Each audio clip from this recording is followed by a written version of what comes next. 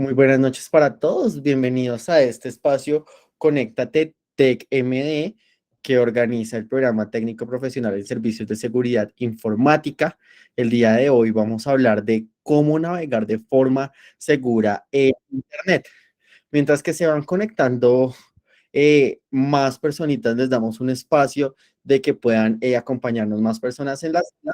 Voy a presentar un video de lo que es la Fundación Politécnico Minuto de Dios para ya después darle paso a nuestro conferencista invitado.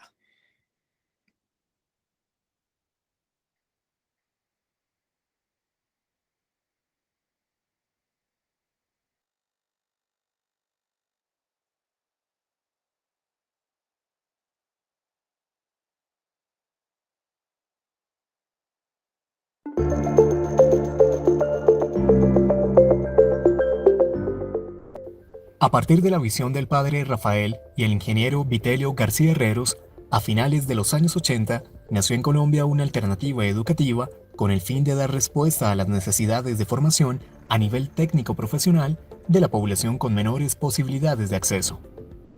32 años después, esta iniciativa llega a la familia Minuto de Dios, a través de una alianza con Uniminuto para dar surgimiento a un gran proyecto educativo disruptivo que tiene como finalidad aportar a la democratización de la educación superior en Colombia. La Fundación Politécnico Minuto de Dios, TEC-MD, abre un camino para que los estudiantes, mediante trayectorias innovadoras de aprendizaje apoyadas en las tecnologías, accedan al mundo del trabajo, contribuyan al desarrollo integral sostenible y aporten como ciudadanos felices, globales y comprometidos mediante acciones solidarias y pacíficas a la construcción de un mejor país. Así, TEC-MD surge entonces como una institución virtual de educación superior que contribuye a la formación del talento humano que requiere el sector productivo, a través de un portafolio que brinda múltiples posibilidades de ingreso a programas de corta duración. La propuesta está conformada por carreras técnicas profesionales en asesoría comercial para soluciones digitales, desarrollo de aplicaciones web móviles, operaciones de comercio electrónico, procesos de cloud computing, relacionamiento digital con clientes, servicios de seguridad informática, operación de sistemas de información y procesos de mercadeo digital. Como resultado de la puesta en marcha de este proyecto, se han vinculado a los procesos formativos aproximadamente 1.000 estudiantes, de los cuales una gran mayoría pertenece a instituciones de educación pública y colegios Minuto de Dios. Además, con el fin de generar un mayor alcance, la institución ha realizado alianzas con el Ministerio de Defensa Nacional, la Secretaría de Educación Distrital, la Secretaría de Educación de Risaralda, así como Puntoret y Outsourcing. Actualmente, el Politécnico cuenta con un ecosistema tecnológico y una estructura organizacional robusta, que garantiza el desarrollo operativo, la creación de estrategias de acompañamiento, así como la permanencia estudiantil, gracias a una modalidad educativa virtual, que les permite a los alumnos formarse como técnicos profesionales, de manera paralela con su educación media, así como acceder a esta desde diversos lugares del país. En el marco del Plan de Desarrollo 2020-2025, TEC-MD busca ampliar la oferta académica mediante el desarrollo de 30 nuevos programas que facilitarán el acceso a la educación y al ámbito laboral, y con los cuales será posible contribuir a la solución de las necesidades reales, presentes y futuras de la nación. Fundación Politécnico Minuto de Dios, TEC-MD, Edúcate Virtual, vive y trabaja digital.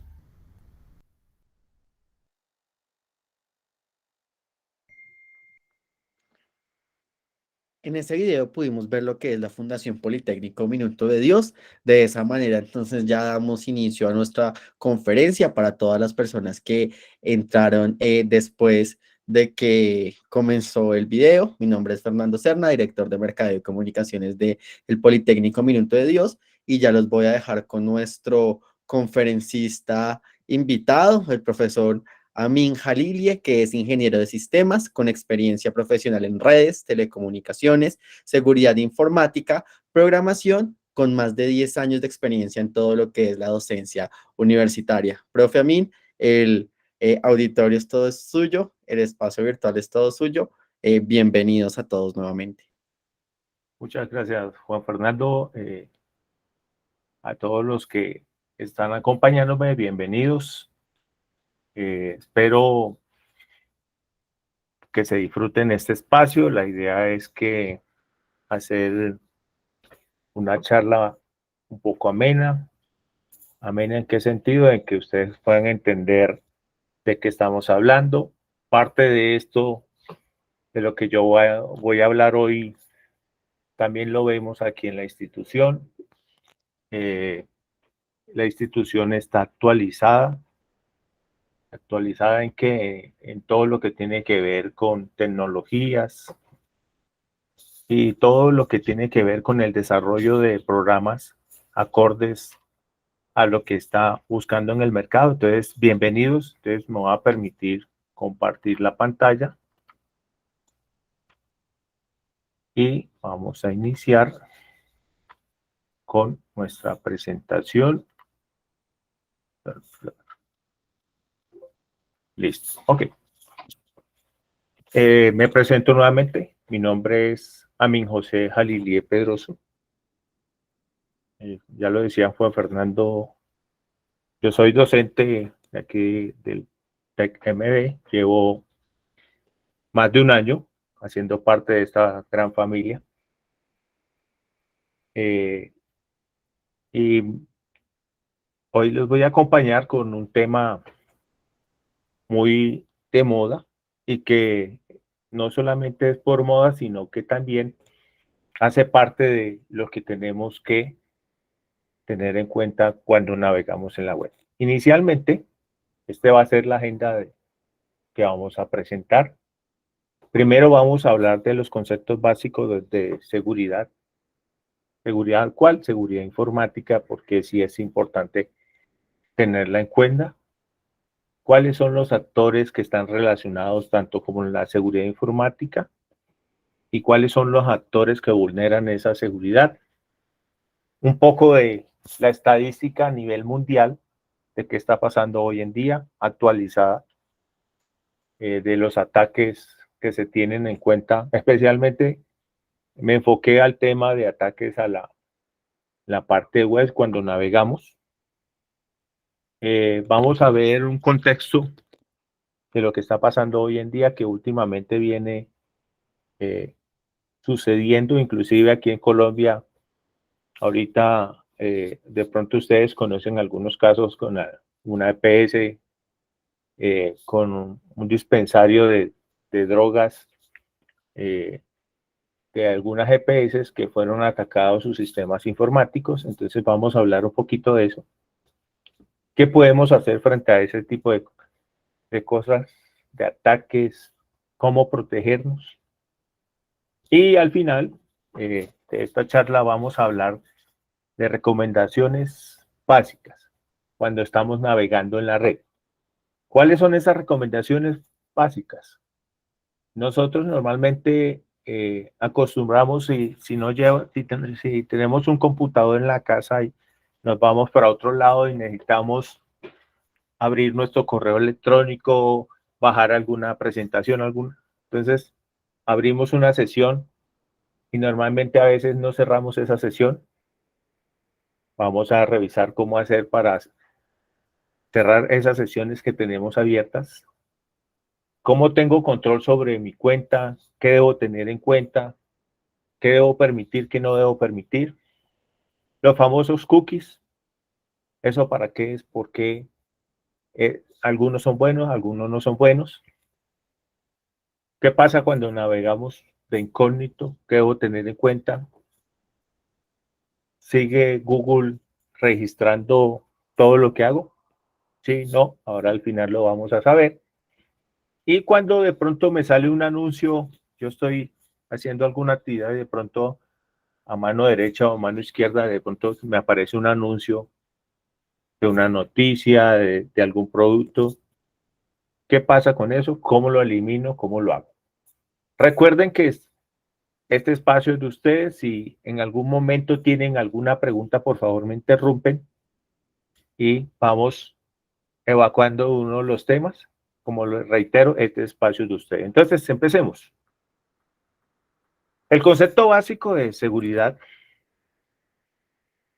lo primero que debemos saber, algunos autores, yo escogí al señor Aguilera, él nos habla en su libro de la informática como una disciplina, que está encargada de plantear, diseñar las normas, procedimientos, métodos y técnicas,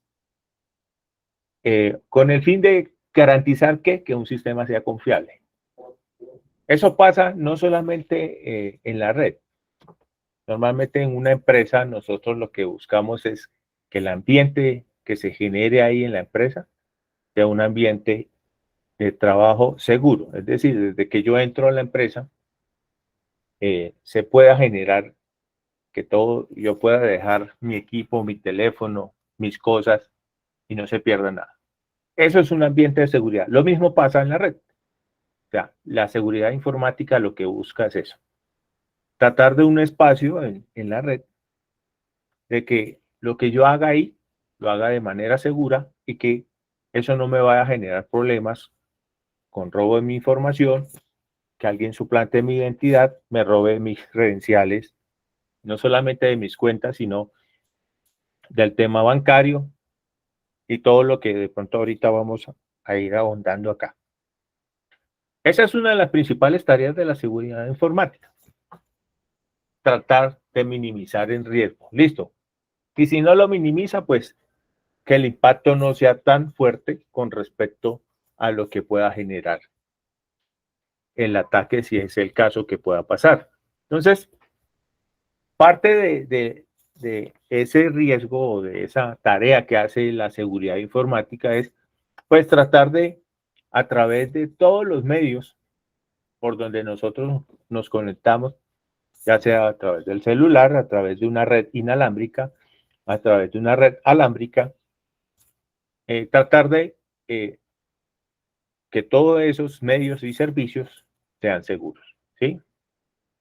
Inclusive, eh, todos los protocolos que se implementan dentro del proceso pueden ser vulnerables a ataques, pero siempre lo que se busca con la seguridad informática es minimizar el riesgo para obtener mejor y mayor seguridad.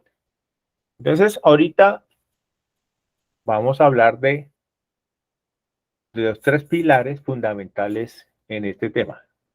El primero de ellos es los usuarios. Los usuarios, ya vamos a hablar de ellos. El otro pilar es la información. El santo grial de toda empresa es su información. No es cuántos computadores tiene, cuántas máquinas, cuántos empleados, no. Su santo grial en la empresa es la información. Y no solamente en la empresa, sino a nivel empresarial, a nivel de finanzas, a nivel estadístico, el que maneja o el que tiene la información es el que está adelante. Y lo otro importante que protege la seguridad es la infraestructura. ¿Cuál es la infraestructura? Pues todos esos medios donde nosotros nos conectamos, ya sea un módem, un cable de internet, el Wi-Fi, el Bluetooth, para poder acceder a toda la información. Entonces, el primer y gran pilar, y que creo que es el más vulnerable de todos, somos nosotros, los usuarios. Los usuarios son considerados como el eslabón más débil de la cadena. ¿Por qué nosotros? Nosotros, está comprobado que ahorita en las recomendaciones que les voy a dar al final, nosotros abrimos una sesión de Gmail, ejemplo, nuestra cuenta de Gmail, en cualquier lado. Y muchas veces lo que hacemos es, nos vamos al navegador en la parte superior y cerramos. Le damos clic allá en la crucecita y ahí cerramos. Pensamos que con darle clic ahí ya cerró nuestra sesión. No, no es así. La sesión queda abierta. Y cualquier otra persona que llegue a utilizar ese dispositivo, puede ser un cibercafé o en algún sitio público, puede acceder a toda nuestra información. Entonces, uno de los principales, el principal actor de este problema de seguridad de la información somos nosotros, los usuarios. ¿Por qué? Porque pues con todo lo que podemos hacer, de pronto nos accidentamos, nuestras credenciales se pierden, alguien accede a esa información, normalmente anotamos las claves en nuestro teléfono y alguien se nos robó el teléfono. Hay teléfonos con una seguridad un poco bastante sencilla, diría yo, que son fáciles de acceder a la información. Esa persona nos bloquea las cuentas de correo que tengamos y puede acceder. Y si tenemos ahí acceso a la web bancaria y no hay una seguridad que se haya puesto con todos los protocolos, créanme que nos pueden desocupar hasta la cuenta. Inclusive, hoy en día se han presentado casos de que personas van, abren con esa información que se nos robaron en el teléfono, de pronto tenemos ahí guardado nuestro documento en algún formato PDF, lo imprimen, van a una de estas prestadoras de servicio de telecomunicaciones, sacan teléfonos, sacan líneas telefónicas y un montón de cosas, y el que queda embalado es la persona que tiene el documento allá. Entonces, por eso es importante todo este tema de la seguridad. La información se considera el oro de la seguridad informática. Es lo más importante que debemos proteger. No quiere decir que los empleados ni que el resto de cosas sean importantes, ¿sí? El principal activo de una organización es su información. ¿Por qué la información? Hoy en día, el país que más hace copias de cosas es China. Inclusive quisieron copiar el iPhone y resultaron que cuando fueron a revisar tenía sistema operativo Android. Obviamente el dispositivo, los elementos que tenía eran muy parecidos, pero el sistema operativo no era el que debía tener. Entonces, ellos normalmente están haciendo copias de muchas cosas, ¿sí? Pero ¿cómo han llegado a ese proceso allá? No es que le tomen una foto ni que saquen una foto de internet para poder verificar cómo se hace el dispositivo, no. Han hecho espionaje informático. Eso se hace a través de virus, que ahorita vamos a mirar un poquito de eso. Vamos a hablar un poquito de eso. Y ese espionaje no solamente es sobre los teléfonos, también sobre productos alimenticios, sobre todo, sobre ropa, zapatos, un mundo de cosas. Inclusive, por ahí que día mostraban el sombrero volteado, nuestro sombrero insignia que hacen por allá en el departamento de Córdoba con una palma especial. Allá ya lo estaban sacando sintético chino. Entonces, ellos han hecho una tarea. Se supone que para el año 2030 ellos van a ser la primera economía mundial por encima de Estados Unidos y las otras. Entonces, han ido evolucionando, han ido haciendo un emporio en el tema empresarial, pero también hay cosas que han ido copiando. Entonces, la información es importante ¿para qué? Para la organización. ¿Por qué? Porque con la información la empresa toma medidas, lanza un producto, estudia el mercado, verifica su proceso de producción, mira las estadísticas de ventas, mira los retornos, las deudas, hace balance. La información es fundamental y ese es uno de los activos más importantes que tiene una organización. La infraestructura es el otro elemento importante dentro de este proceso de la seguridad. Normalmente es el medio más controlado. ¿Por qué es más controlado? Normalmente, si nosotros trabajamos en una empresa, el cuarto de donde está la información, los servidores, donde está el acceso a Internet, donde entra la infraestructura al edificio donde nosotros trabajamos, normalmente está protegido.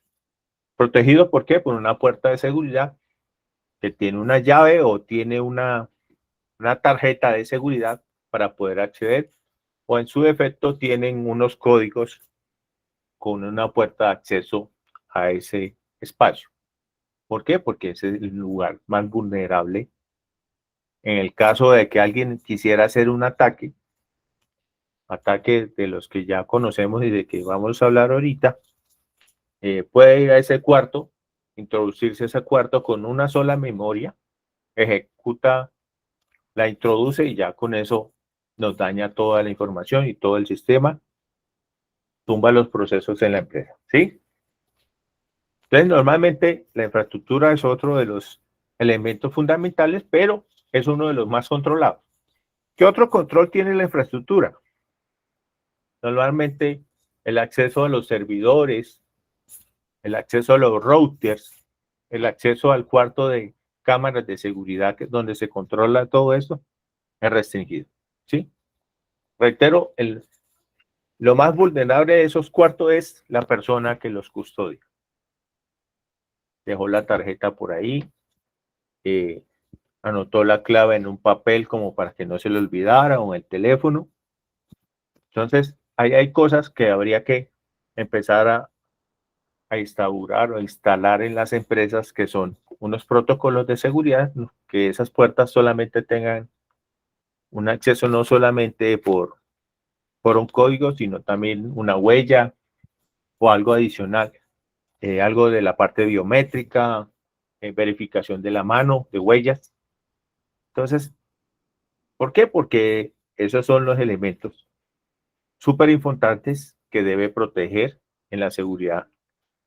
Y pues a los usuarios hay que establecerle unos protocolos, unas normas para el acceso desde las interiores de las organizaciones. Ejemplo, si yo estoy allá en las oficinas del TEC-MD, pues obviamente que estén bloqueados los accesos a sitios donde de una u otra forma se puedan descargar archivos, ejemplo, de software gratis o de cosas, imágenes, cosas de ese estilo, y que posiblemente si baja alguna de esas pueda infectar toda la red del TEC-MD. Entonces, esas son cosas de la seguridad que debemos tener en cuenta y que mal o bien debemos estar implementando en las organizaciones. Listo. Los actores, uno de los actores principales para que se nos vulneren los sistemas son los virus informáticos. Yo creo que todos los que están aquí saben qué es un virus informático, pero la definición del mismo libro del señor Aguilera es: el virus es un programa que tiene como objetivo dañar o cambiar el funcionamiento de la computadora. Ese es su principal objetivo. Puede utilizar varios mecanismos, ¿sí?, de propagación o autorreplicación, el cual se trata de reproducirse de forma acelerada para extender su alcance. Es decir, el virus, que ya ahorita vamos a mirar una clasificación que yo saqué acá, que pueden haber muchos más, ¿sí? Es uno de los principales elementos para que nosotros infectemos un sistema. Aquí lo dice muy claro. Un virus informático puede hacer muchas cosas. Por ejemplo, eliminar archivos. Sí hay virus que se entran a nuestro sistema al boot de arranque y nos borran el sistema de inicio de Windows, y el computador trata de arrancar, pero no encuentra el sistema de arranque y se queda en un loop ahí. Entonces, eso es, y nos infectó un virus del sector de arranque y que nos dañó el inicio de Windows. Entonces, en este caso, ¿qué tocaría hacer? Volver a instalar el sistema, tratar primero de salvar la información que se tiene para poder reinstalar o recuperar el sistema operativo, ¿sí? Evitar el acceso a la computadora, los famosos ransomware. ¿Qué hace este virus? Que ya lo vamos a ir detallando acá. Bloquea el acceso a mi equipo. sea, la credencial que yo tengo aquí cuando yo inicio sesión, me queda bloqueada, me salió un aviso que tengo que pagar algún dinero para poder recuperar ese acceso, para poder recuperar la información. Y si eso no se va haciendo, entonces en cierto momento va a ir borrando los archivos. O muchas veces lo que hacen es todos los elementos o archivos que encuentren que sean de tipo privado, que tengan de tipo cuenta, van y lo publican allá en la dark web. ¿Sí? Bloqueos de funciones del sistema operativo o programas dentro de una computadora. ¿Qué hacen? Pues básicamente hay unos virus que se meten en las macros de Excel. En las macros de Excel, ¿qué hacen ese virus de las macros de Excel? Pues al ejecutar una macro como tal, lo que hace es replicar el virus y lo va infectando, de tal forma que llega el momento inclusive que se llena el disco con la información, ellos van creando archivos más grandes cada vez y cuando ustedes quieren ver, no tienen espacio del disco. Entonces, ese es lo que pasa con este tipo de virus. Entonces, yo aquí tengo una clasificación. Aquí no están todos, pero sí está la gran mayoría. Lo que les decía ahorita. Los virus del sector de arranque, o los famosos boot, ¿qué hace ese virus? Se coloca en el sistema de arranque, ya puede ser Windows, normalmente es Windows. Los de Mac son muy pocos, son muy difíciles de que ese sistema es un poco más seguro, porque tiene unos niveles de seguridad un poco mayores. No quiere decir que no sea vulnerable, pero normalmente el sector de arranque de Windows es susceptible a que uno de estos virus los infecte. ¿Y de dónde vienen estos virus? Normalmente nos llegan en un correo electrónico, donde viene una presentación, viene un archivo PDF o algún otro archivo desconocido, que es donde les piden a ustedes que le den el clic, que abran el archivo que viene ahí adjunto. Al ejecutar ese archivo adjunto, ¿qué pasa? Trata de ejecutar, de abrir el archivo, pero no sucede. Y ustedes dicen, no, no abrió. Falso. Internamente él ejecutó ese archivo y va y se instala directamente allá. Entonces, cuando ustedes apaguen el equipo que vayan a reiniciar, puede que se le haya dañado el sector de arranque y no les funcione el sistema operativo. Y este virus se puede replicar. Los de archivos ejecutables son archivos con extensión .exe, que son los que de una u otra forma llegan normalmente en correo electrónico, presentaciones PPT o en archivo .zip, .rar, que son archivos que traen comprimidos, se suponen los archivos. Cuando un archivo de eso no se lo haya enviado a alguien, que ustedes confirmen que se lo envió, no lo abra, borre. Borre ese correo. Normalmente vienen por correo electrónico. Bórrenlo porque ese es un virus que va a afectarle su máquina. Los virus de las macros, pues ya lo comentaba hace poco, son esos virus que se instalan en todos esos archivos de Excel o a veces en bases de datos y que buscan es replicar los archivos de tal forma que terminan inundando nuestro disco y después no nos queda espacio. Virus de lenguaje de script son virus más especializados que tratan es de apoderarse cuando uno empieza a navegar. Lo que hace es apoderarse del navegador y entonces empieza a colocarnos publicidad, basura, bueno, de todo cuando se apodera la máquina, se apodera del navegador, ¿sí? Entonces, ese virus lo que hace es traer publicidad, basura, todo eso empieza a sacar basura y cuando uno está navegando, entonces ese es el tipo de virus de los scripts. El malware es la clasificación básicamente de todos estos virus, que es el software que está diseñado no solamente para hacer daño, porque también hay un software que lo que hace es darse a conocer. Básicamente hay gente que se pone a trabajar y ellos quieren como algo de propaganda, como poderse mostrar en la red. Entonces lo que hacen es mandaron este virus que no va a dañar la máquina, pero de pronto hace alguna acción como para que uno recuerde, bueno, ese me lo mandó Juan Fernando. Entonces, que uno se acuerda, oiga, ese virus lo que hacía era esto, me cogía y me replicaba, me borraba esto.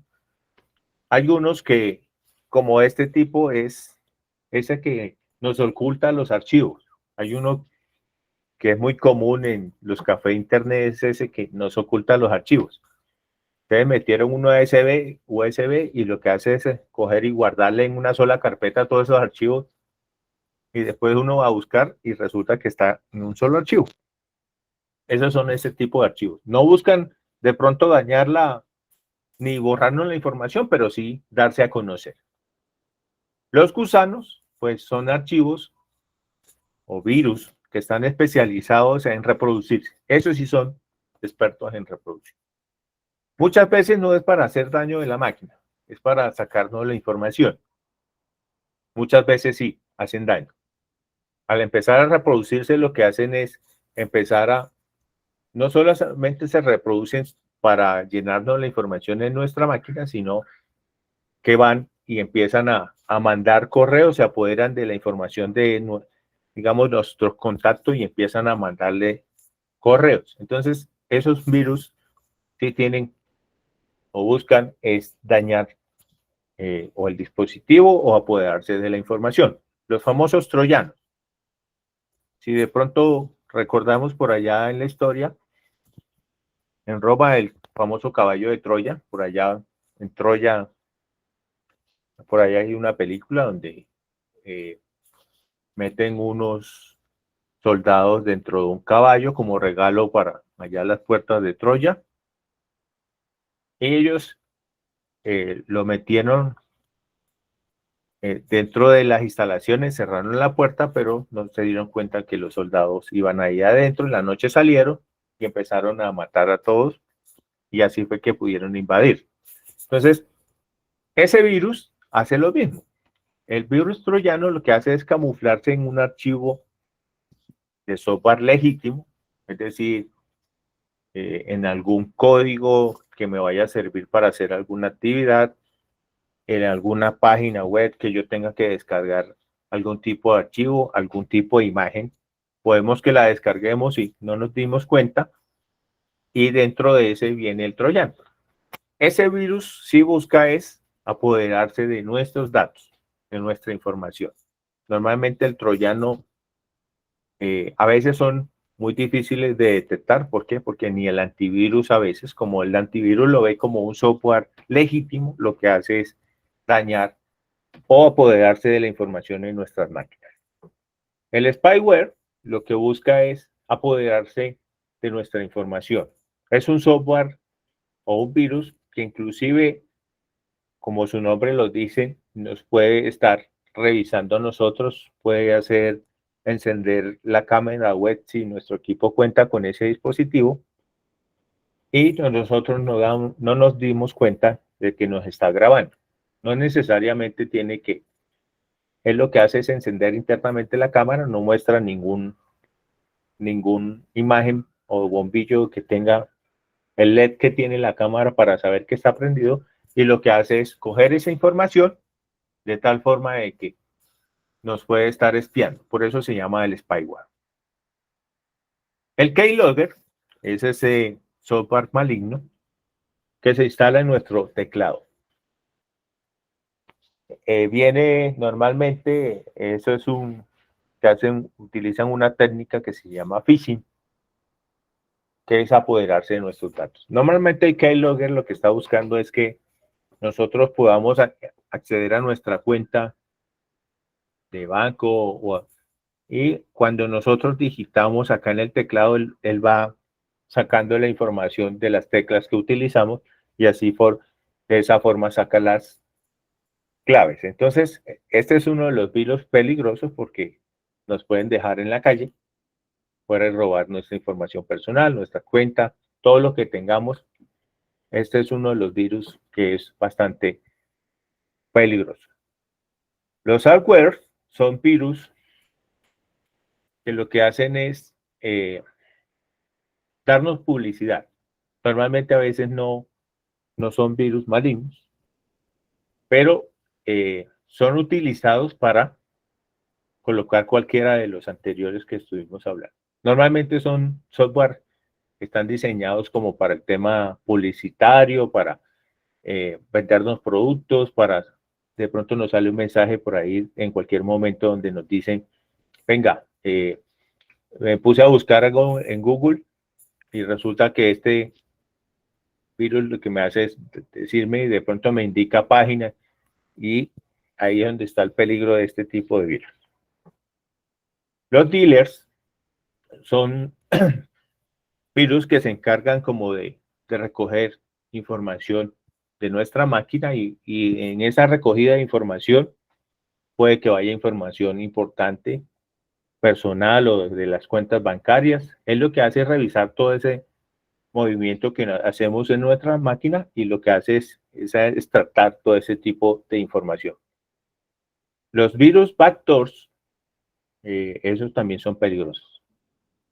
Internamente en nuestras máquinas, ya sea un computador portátil o un computador de escritorio, tienen unos puertos abiertos para que pueda acceder, para entrar y salir la información. Normalmente son puertos. El puerto 80, el puerto de 2542, bueno, hay una cantidad de puertos que se habilitan dentro del software. Este virus lo que hace es abrir uno de esos puertos que normalmente no estaban habilitados y por ahí deja que la persona o el que nos envió el virus pueda acceder a la máquina y nosotros no nos vamos a dar cuenta. Es uno de los virus también complicados de detectar. Normalmente los antivirus no lo detectan mucho, ¿sí? Entonces, estos son de los virus peligrosos. Y también normalmente los envían en archivos adjuntos que vienen o en link. Venga, dele clic aquí a este link para que usted recupere cierta información. Téngale cuidado con esos correos que les llegan ahí o esos mensajes que le dicen, venga, su cuenta de banco Bancolombia se bloqueó, por favor dele clic a este link para que recuperarla. Eso nunca va a pasar, el banco nunca le va a mandar esa información a ustedes. Tengan cuidado con ese tipo de virus que lo que hace es robarse su información. Los rootkits son virus o es un paquete kits que se instala en la raíz del sistema operativo. El root es digamos, la parte principal donde se controla todo en nuestra máquina.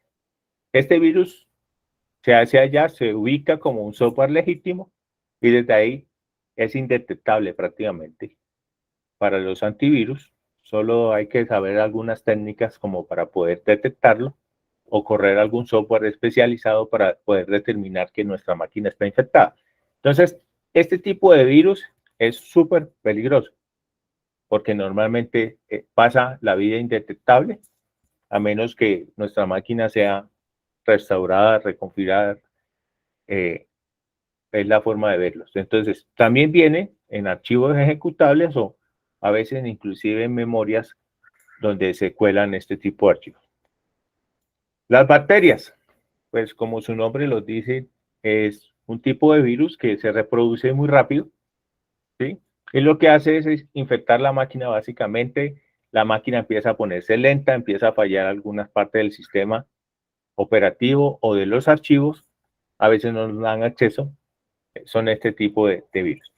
Y las bombas de tiempo son aquellos virus que se introducen en nuestras máquinas y que de una u otra forma están programadas para ejecutarse en cierto momento. Es decir, no se van a ejecutar de una vez, sino que tienen una fecha programada. Y puede ser que solamente sea para afectarnos la información o también no pueden dañar la máquina. Normalmente este tipo de virus pueden dañar el sistema de arranque, pueden dañar el mismo disco duro, lo pueden dañar, porque se puede ejecutar varios comandos donde se puedan dañar los archivos internos, inclusive se puede dañar el sector de arranque de nuestro disco. Entonces, estos archivos también son delicados, pero no son muy comunes en el uso. Ok. ¿Alguna pregunta hasta acá o continuamos? ¿Vamos bien? Todo muy claro. Bueno. Listo. La estadística actual de ataques en la web hoy en día, esto se generó esta mañana. Los 10 países que en estos momentos están entre los primeros países de ataques web. Está Bulgaria, Albania,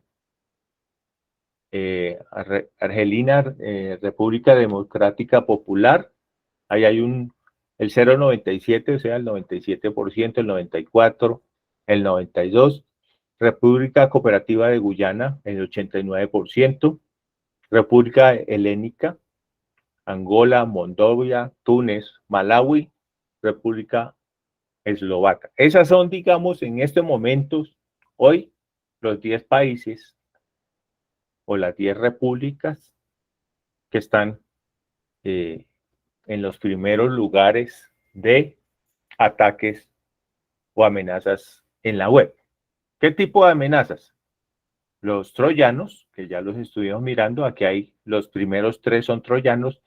El virus hoax, son virus que están más enfocados a las páginas web, a los sitios web de las empresas, y el resto son puros troyanos. El exploit, Win32CB, es una combinación de varias técnicas de ataques que está por acá en Malawi.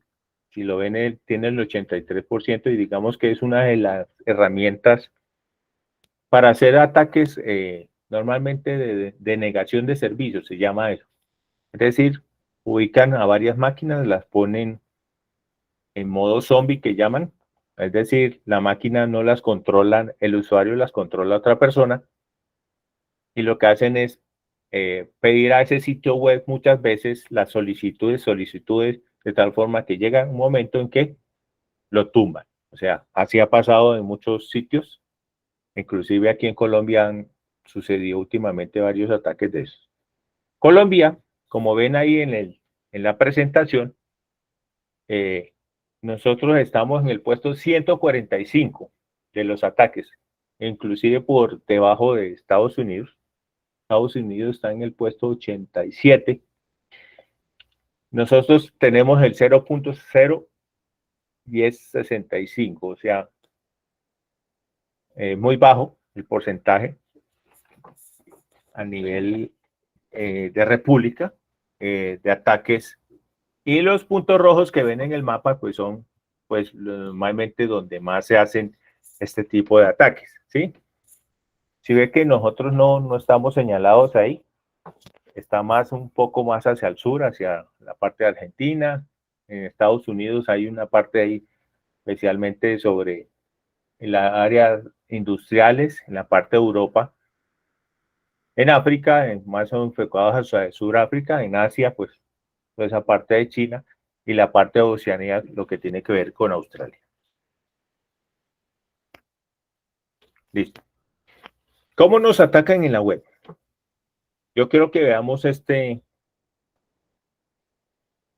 presentación, bueno, este video.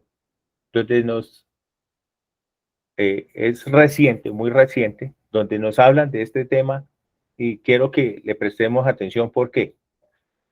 Porque esto nos va a servir a todos. Entonces, prestémosle mucha atención.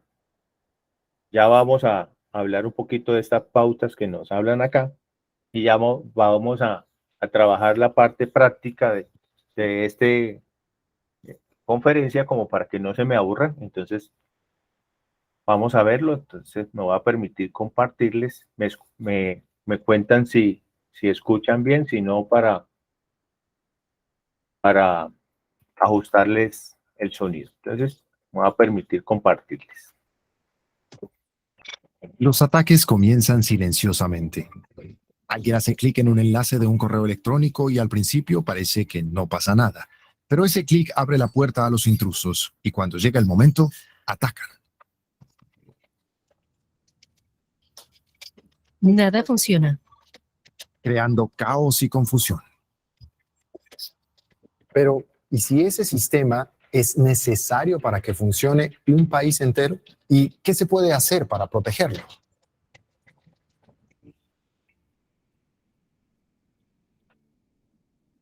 Bienvenidos a Tecnotopia de Deutsche Welle. Hoy analizaremos cómo la tecnología digital se ha vuelto indispensable para el funcionamiento de nuestras sociedades y cómo, gracias a esto, los hackers pueden dejarnos fuera de combate en cuestión de milisegundos. Explicamos cómo funcionan los ataques. Informamos sobre una red mundial de delincuentes que ganan miles de millones tomando computadoras como rehenes. Una industria en auge. Y les contamos cómo los gobiernos pueden usar métodos similares como arma política. Y si quieren saber qué se siente al ser objeto de un ataque de este tipo, escuchen esto. Te sientes expuesta. Ella es Sabine Kriebsch. En el verano de 2021, su pequeña ciudad natal en el centro de Alemania se vio afectada por una forma de ciberdelincuencia que acecha en las sombras de Internet. A las 6:30 de la mañana llegó la primera llamada al departamento de informática. Alguien había prendido su computadora y dijo, no funciona nada. Se encriptan los archivos. Me llamo Sabine Kriebsch. Dirijo los servicios digitales en Anhalt-Bitterfeld. Estaba trabajando desde casa y recibí una llamada. Cuando llegué a la oficina pensábamos que era un ataque que se resolvería en poco tiempo, que lo aclararíamos en los próximos días. Pero las llamadas seguían llegando, con empleados de todo el distrito que se quejaban de que sus computadoras estaban muertas. Alarmados, los informáticos revisaron el sistema y encontraron una nota de rescate que les heló la sangre.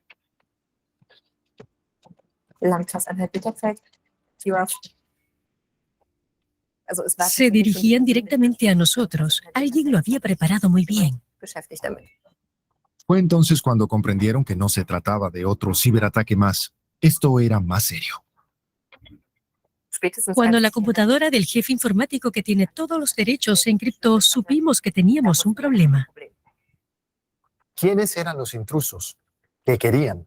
¿Y cómo salió el distrito de esta situación? Les traemos algunas respuestas. Pero primero, demos un paso atrás. En muchos sentidos, las sociedades avanzadas son como el cuerpo humano.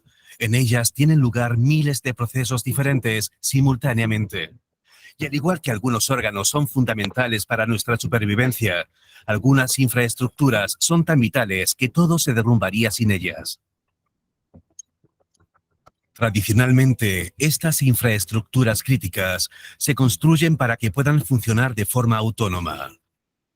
Pero en las 2 últimas décadas, gran parte de ellas se conectaron a Internet y ahora dependen del acceso a la tecnología digital. Como si un cuerpo humano estuviera conectado a un cerebro artificial externo millones de veces más potente. Esto ha creado una capa silenciosa e invisible de tecnología digital que conecta nuestra infraestructura crítica. Permite que funcione con más eficacia, pero también hace que sea cada vez más interdependiente. Los aerogeneradores de Alemania, por ejemplo, pueden necesitar estar conectados a satélites estadounidenses para funcionar bien. Por eso, una disrupción en esta capa invisible puede causar efectos en cascada. Y en el peor de los casos, dejar sin control y fuera de juego la infraestructura crítica de toda una sociedad.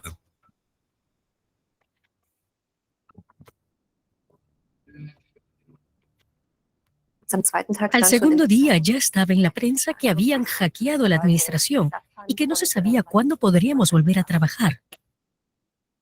Los programas de las distintas oficinas están conectados entre sí a través de nuestra infraestructura informática. Nada funcionaba ya, ni la caja registradora ni el sistema de alarma. Oficinas enteras, desde la asistencia social hasta los servicios de inmigración, tuvieron que cerrar, y a medida que las noticias sobre el apagón se extendían por el distrito, también se extendían los temores de los residentes. La gente se pregunta si la oficina será capaz de pagar la asistencia social, las dietas, la ayuda a los ancianos. ¿Qué sucedió? En pocas horas, las autoridades se dieron cuenta de que la comunidad había sido víctima de la ciberdelincuencia organizada, de lo que se conoce como un ataque de ransomware. Y bien, ¿qué sabemos exactamente de cómo funcionan estos ataques? Suelen seguir un guión similar. En primer lugar, los intrusos acceden a una red informática. Al igual que los virus encuentran varias formas de entrar en nuestro cuerpo, los intrusos tienen un arsenal de trucos para colarse en el sistema. A menudo se disfrazan de contactos de confianza y convencen a las personas para que compartan sus credenciales de acceso. Una vez dentro del sistema, suelen pasar semanas o incluso meses a la caza, buscando información lo suficientemente sensible como para que la gente pague por recuperarla. Cuando encuentran lo que buscan, encriptan los datos y envían un mensaje a sus víctimas, ofreciéndoles una clave a cambio de un rescate. Las víctimas tienen dos opciones: pagar y confiar en que les devolverán sus datos, o negarse e intentar por su cuenta recuperar parte de los datos secuestrados.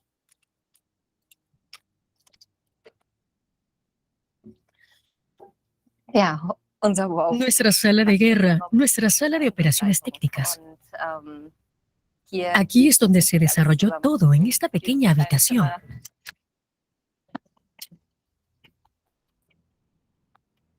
Había mucha adrenalina, mucho estrés. También hay que decir que al principio tuvimos jornadas de 16, 18 horas. Hubo algunas discusiones, sin duda, por culpa del estrés. Me llamo Oliver Rumpf. Yo era entonces el jefe del departamento de informática. Luego reflexionabas sobre la situación por la noche, en la cama, cuando por fin estabas en casa. Pero no había espacio para ello en la sala. Teníamos que actuar, teníamos que encontrar soluciones. Y pensamientos y miedos. Oh, Dios mío, ¿qué va a pasar? ¿Cuánto durará esto? Para eso no había lugar. Y poco a poco se dieron cuenta de la magnitud de lo que había sucedido. Todos los correos electrónicos de los últimos 20 años se habían perdido. Todos perdidos, imposibles de recuperar. ¿Cómo transmito esto a mis colegas y empleados? Lo sentimos, su cerebro se borró, porque muchos utilizan sus sistemas de email como un archivo donde guardan todos sus correos. Pero entonces, ¿cómo lograron acceder los intrusos al sistema? ¿En dónde está la brecha que utilizaron para colarse? Ya no podemos reconstruirlo. Suponemos que el ataque inicial se produjo a través de un correo electrónico de phishing. Meses antes, un empleado había hecho clic en un enlace infectado en un correo electrónico y había introducido su contraseña. En ese momento, al parecer, los atacantes ingresaron al sistema. Al parecer, el atacante estuvo en el sistema al menos 6 meses. Es terrible. No es una buena sensación. Ataques de ransomware como el de Anhalt-Bitterfeld se han convertido en algo habitual y cada vez es peor. Es el crimen organizado.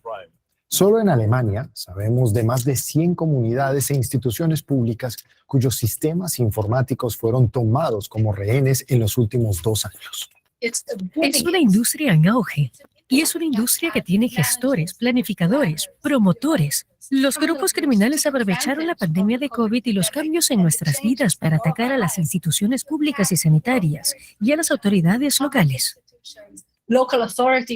¿Y qué pasa entonces con el ataque en Anhalt-Bitterfeld? ¿Quién estaba detrás? ¿Y qué buscaba? El grupo se llamaba Pay or Grieve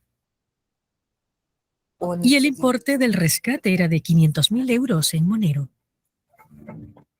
Eso es mucho dinero para un distrito como este. Desde luego, no hay tal cantidad en el presupuesto y tampoco hay un seguro contra ciberataques. Eso significaba que el distrito tendría que cubrir todos los costes de recuperación. ¿Pensaron alguna vez en pagar y que todo volviera a la normalidad? La pregunta estuvo en la sala, rondó la sala unos 10 segundos. Y la gente se miró a los ojos y nos dijimos que no íbamos a pagar ese rescate, porque el sector público no puede entrar en este tipo de juego. Hay que plantearse esto. De acuerdo, pagamos el rescate, pero nos darán la clave y no olvidemos que estaban en nuestro sistema. ¿Quién nos asegura que no iban a dejar alguna puerta trasera para volver a atacarnos y encriptarnos?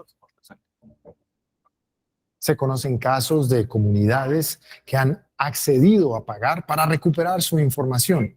Pero, ¿qué pasa cuando la comunidad decide no negociar? ¿Qué opciones quedan entonces? La comunidad de Anhalt-Bitterfeld analizó al detalle la situación y la decisión que tomó fue algo nunca antes visto. Por primera vez en la historia de Alemania, las autoridades declararon el estado de emergencia por un ciberataque. No nos resultó fácil, de eso no hay duda. Normalmente, esto solo se hace cuando la vida y la integridad física están en peligro. Por ejemplo, durante las inundaciones de 2002 y 2013, se declaró la situación de catástrofe en el distrito. Pedimos consejo a muchos expertos. Y cuando quedó claro que se trataba de un asunto muy importante, dijimos que daríamos este paso para enviar una señal clara, para poder actuar rápidamente y para poder generar ayuda externa.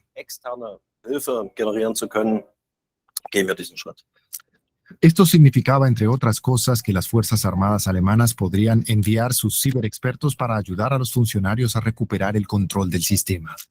Eso nos ayudó enormemente porque en el departamento de informática no disponíamos de suficiente personal. Sin embargo, su lucha estaba lejos de terminar. Volveremos a ello más adelante.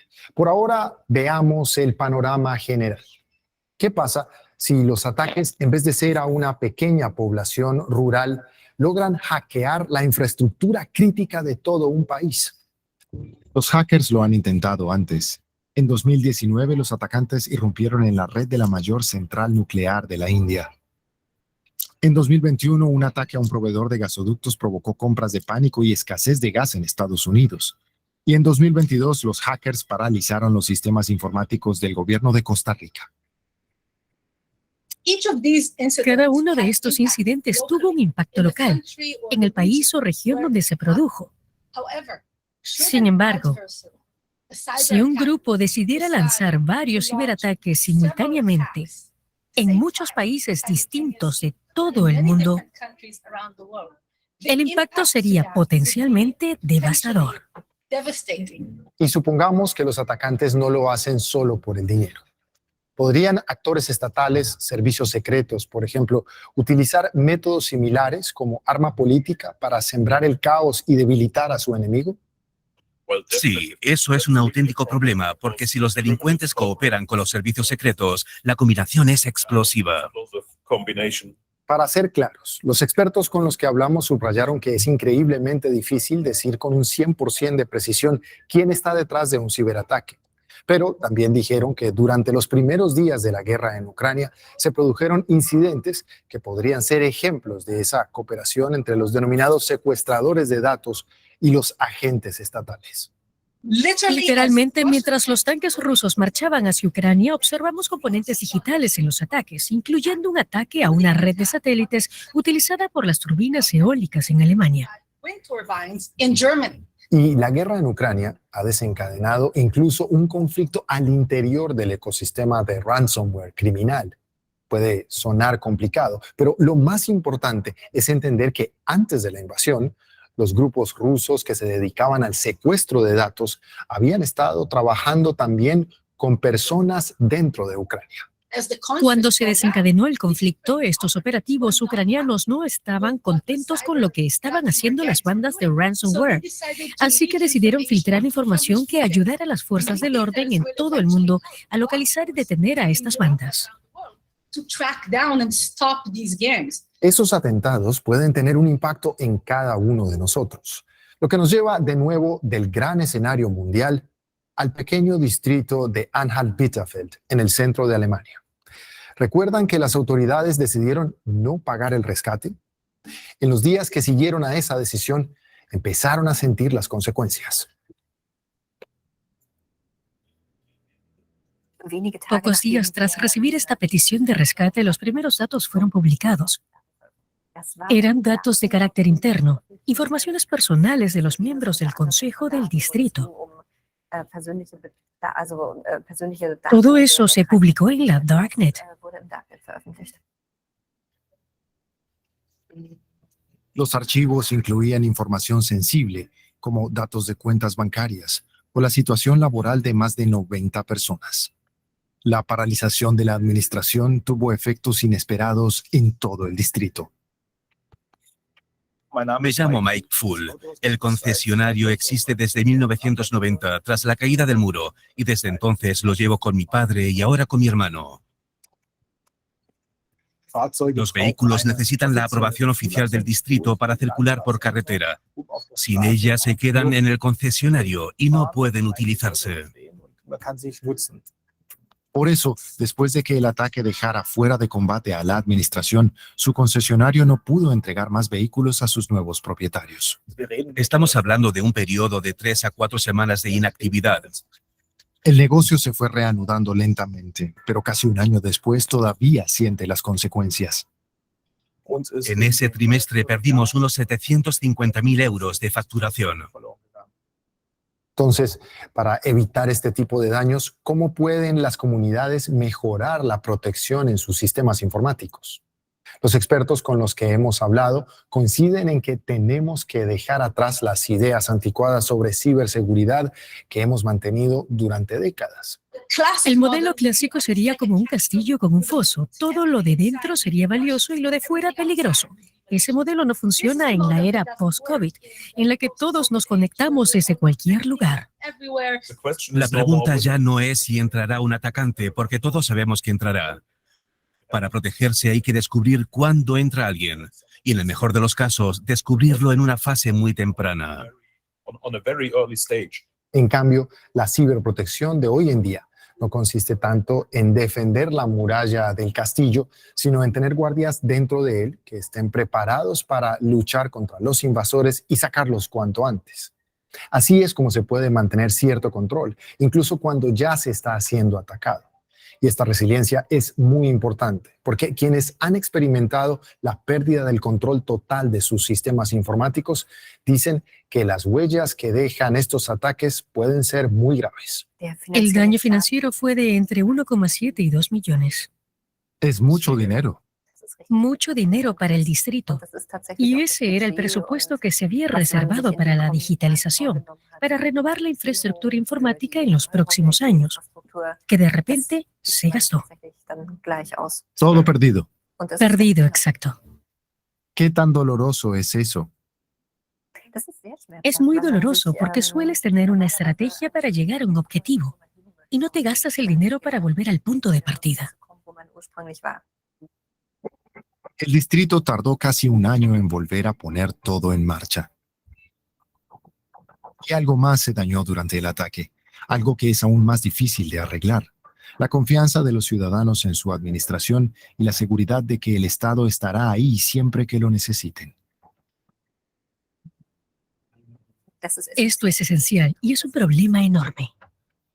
¿Y si Anhalt-Bitterfeld es solo un aviso? ¿Y si lo que ha ocurrido aquí no es más que un presagio de lo que está por venir? La cruda realidad es que, como la tecnología es cada vez más sofisticada, los ciberatacantes encontrarán cada vez más formas de tomar como rehenes a los sistemas informáticos. Por eso, para evitar el peor de los escenarios, un ataque que paralice todo un país, los gobiernos deben atajar el problema de raíz. Las infraestructuras críticas deben estar protegidas por salvaguardas de última generación. Para los delincuentes debe ser más difícil sacar provecho de la piratería informática. Y quizás lo más importante, los países deben invertir en la formación de una nueva generación de expertos en ciberseguridad. Esto requerirá tiempo, dinero y compromiso político, porque la amenaza de los ciberataques está aquí para quedarse.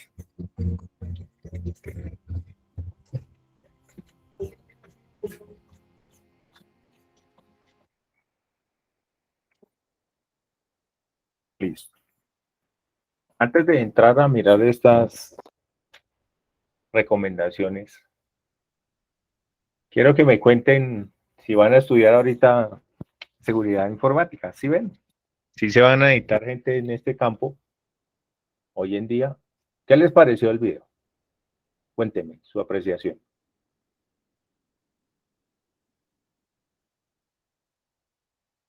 ¿Sí están ahí? Sí, claro. Cuéntame, Sergio, cuéntame tu impresión del video. Creo que es algo que no todas las empresas lo tienen en cuenta, lo vulnerable que pueden ser. Inclusive pues estas alcaldías y pues todo, o sea, todos somos vulnerables, no solo las empresas. Desde el computador personal nos puede hackear todo, entonces creo que es muy importante tener todas las medidas de seguridad y pues estar muy empapado sobre el tema. Ah, bueno, interesante. Michelle, Fernanda Ruiz. A ver, ¿qué piensas tú, Michelle?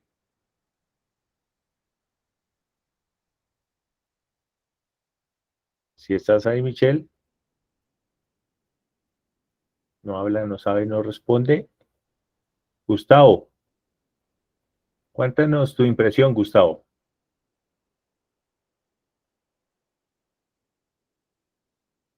¿No? Sí, que no podía habilitar el micrófono. Pues con base a la información que vi en el video, porque entré tarde a la capacitación, a la información que se dio hoy, pues yo veo que esto es muy importante de tener, no, o sea, nosotros que vamos a entrar en esa materia, tener los puntos muy concretos, de así poder, pues ya a futuro poder nos aventurar y tener la solución también ante ataques fuera que nosotros vayamos a prestar un servicio como a nosotros, o sea, a nuestro núcleo familiar, a nuestro entorno, porque pues yo creo que por eso se ha como ha cogido fuerza esta rama, es por lo mismo, porque hay mucho ciberataque y pues necesita también como mucha ciberprotección, tanto como digo, como empresas, como en sentido personal. Eso sería como mi punto ahí. Vale, Gustavo, gracias. Muy bien Bueno. enfocado. Ronaldo, sin Ronaldo, ¿tú qué crees del tema? Me pareció interesante. Más que todo, pues el mensaje que se me queda del video, lo que más recuerdo bien, pues es el tema de prevención. Muchos de esos problemas se pueden evitar desde un principio. Lo que decía uno de los señores es tal vez no enfocarse en que alguien va a entrar, sino siempre pensar como, o sea, que va a llegar ese momento. Entonces, pues lo que más me parece a mí importante en este caso, pues la prevención, evitar el riesgo. Ok, vale. Parte de eso es lo que les voy a compartir ahorita como parte final de esta presentación, de este tema súper importante, que hay unas recomendaciones acá. Entonces, acá nos hablan de dispositivos con sesiones nuestras abiertas. Entonces, esto es práctico, entonces voy a abrir una nueva ventana aquí. ¿Están viendo mi pantalla? ¿Sí? Sí. Sí. Ok, listo. Entonces, normalmente nosotros tenemos por costumbre a veces abrir una sesión aquí, allá, en muchos, y no nos acostumbramos a cerrar esa sesión, ¿sí? Entonces, ¿cómo podemos comprobar qué tantas sesiones tenemos nosotros abiertas en esos dispositivos? Entonces, si nos vamos aquí al botoncito, a estos botoncitos que están aquí en la parte superior, y le damos acá en cuenta, ¿sí? Acá donde dice seguridad, ¿sí? Y aquí vamos bajando y acá nos dice, mire, administrar todos los dispositivos. En este caso, aquí me dice que yo tengo una sesión en esta computadora, tengo en el teléfono abierta otra sesión y hay otra acá que me dice que yo la abrí el 16 de febrero. Pues yo no recuerdo haber abierto esta sesión en otro lado. Entonces, yo quiero cerrarla, entonces yo le voy a dar salir acá y él me hace una. ¿Quiere salir a cuenta en el iPhone? Si confirmas esta acción, ya no podrás acceder a tu cuenta de Google desde el dispositivo. Posiblemente yo sí tengo conectado acá el teléfono. Aquí aparece que hace 6 horas, o sea, sí lo tengo. Esta es la cuenta de ellos. Entonces, profe, ¿y cómo hago para...? Entonces, voy acá y le digo salir o cerrar la sesión. Esta es la que tenemos abierta con este computador, ¿sí? Entonces, es solamente darle clic acá y decirle salir y él le va a cerrar la sesión en el teléfono. En este caso, como yo sé que son las únicas sesiones que tengo abiertas, entonces no hay problema. Pero muchas personas aquí, uno mira y tienen 10, 11 sesiones abiertas, porque donde se han ido a loguear, donde se han ubicado en algún equipo que así no sea de él, suyo, que de pronto algún amigo me prestó y yo no dejé. Entonces, es importante cerrar. Entonces, esa es la primera recomendación que yo les tengo acá. Dispositivos con sesiones nuestras abiertas. Hagan esa tarea y cerrar todas las sesiones aquí por seguridad. Y me voy acá.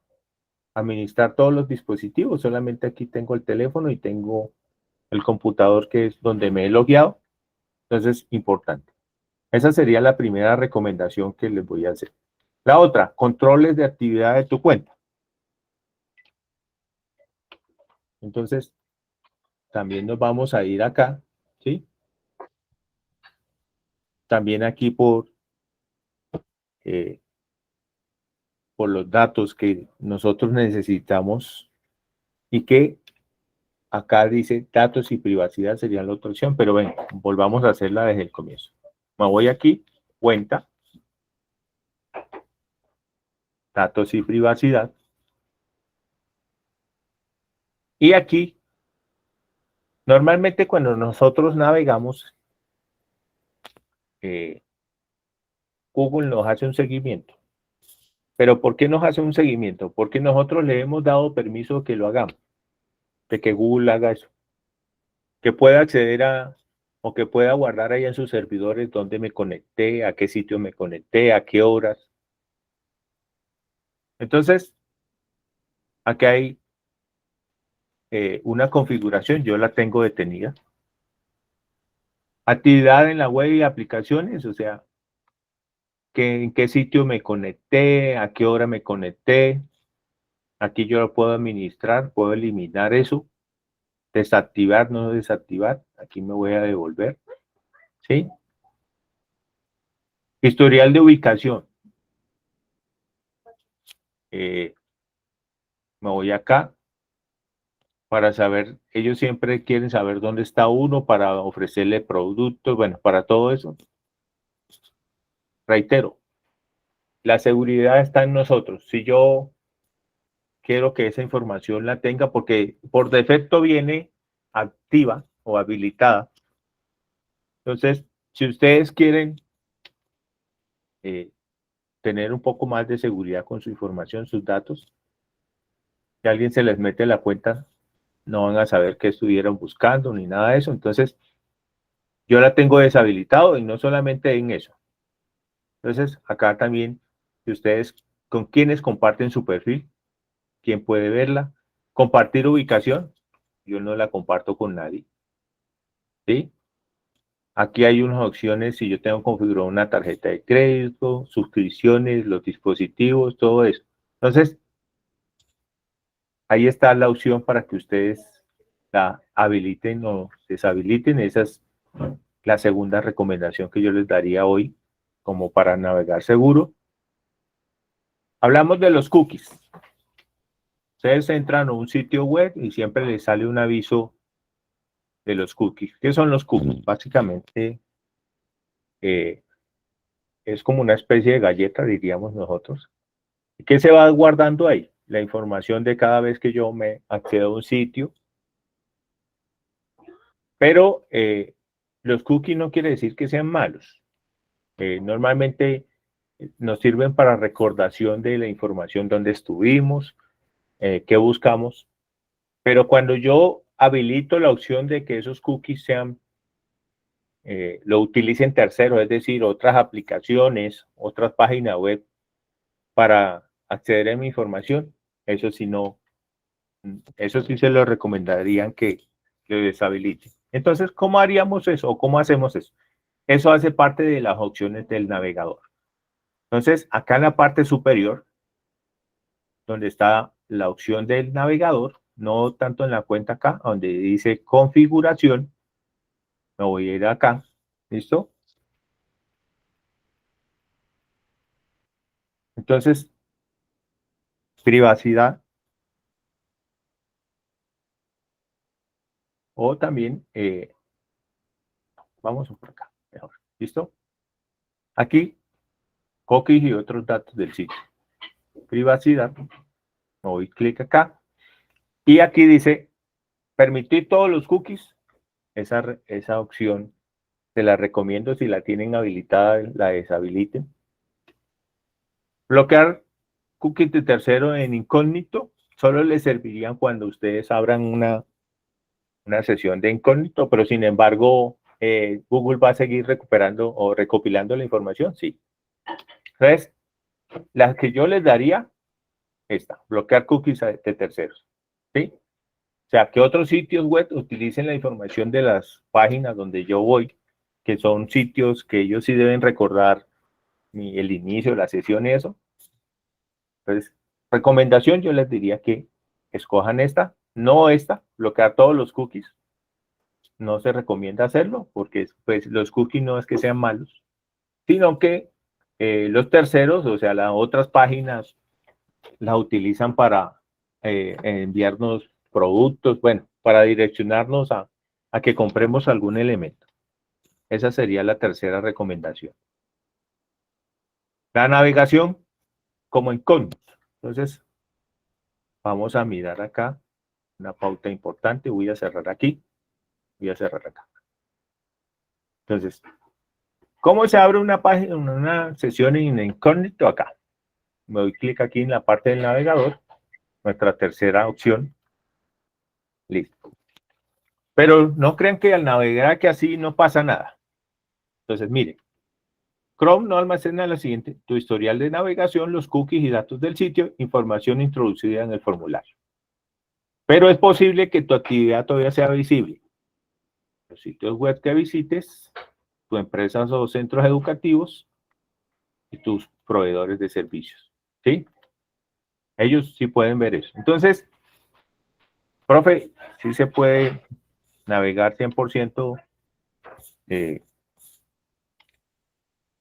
No es que eso sea malo, que uno navegue, que no le hagan seguimiento. Entonces me voy a ir acá a la opción de configuración. Normalmente Chrome, así ustedes naveguen en modo incógnito, va a guardar su información. Quieran o no, sí lo va a hacer. Entonces me voy a ir a la opción de acá de buscador. Y aquí hay unas opciones de buscador diferente a Google. Este buscador que aparece acá, DuckDuckGo, es un buscador que me va a permitir que navegar, poder buscar la información y no hace ningún tipo de rastreo. No quiere decir que es que nosotros vamos a buscar cosas malas, ni el tema de comprar armas, ni nada de eso. Pero como para que no le hagan seguimiento. Entonces, al habilitar esta opción, si yo abro una nueva pestaña, ya de una vez me va aquí a poner aquí, igual yo puedo buscar aquí MD. Aquí va a salir igual, mire. Aquí está la página web. Ah, no, este es otro. Espérenme. Politécnico Minuto Dios. Acá está. Igual busca, igual anda igual. Pues obviamente las opciones son más seguras en la navegación. Entonces, ese sería el otro de los tips de seguridad que le estoy. Y cómo eliminar anuncios y ventanas emergentes. De pronto, Muchas veces ustedes están navegando y de pronto les sale un aviso así como este, así, pero en forma de aviso aquí a este lado o a este lado. ¿Cómo hacemos para que normalmente eso voy a cerrar aquí, vamos a abrir acá, otra vez aquí, estoy aquí, voy a volverme a entrar acá como para que ustedes vean, configuración, y aquí, recuperar configuración y limpiar, es la única opción acá, restablecer la configuración. ¿Qué pasa si yo restablezco la configuración? ¿Se me borran las credenciales? ¿Se me borra la información que ya tiene guardado el navegador ahí? No, no pasa eso. Se restablecen los ajustes y combinación de teclas, se inhabilitan las extensiones, se eliminan los cookies y otros datos temporales del sitio. Pero los marcadores, el historial y las contraseñas guardadas no se verán afectadas. ¿Listo? Listo. Digamos que eso eran las recomendaciones de seguridad como para hacer una navegación segura. ¿Alguna pregunta, duda, inquietud? Todo claro. ¿Todo claro? ¿Algún comentario?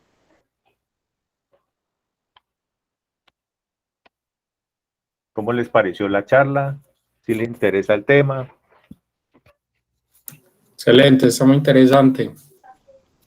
Vale, Sergio. Que se repita. Hola, Ernesto, ¿cómo vas? Hola Inge, ¿cómo está? Bien, gracias a Dios, bien. Listo, Juan Fernando. Esto sería todo lo que yo quería contarles el día de hoy. Espero pues poderlo volver a repetir y que aquí estamos en el TecMD para ustedes y que puedan aprovechar todo ese conocimiento que tenemos acá sobre el tema. Listo, profe. A mí muchísimas gracias por el espacio, a todas las personas también que se conectaron el día de hoy.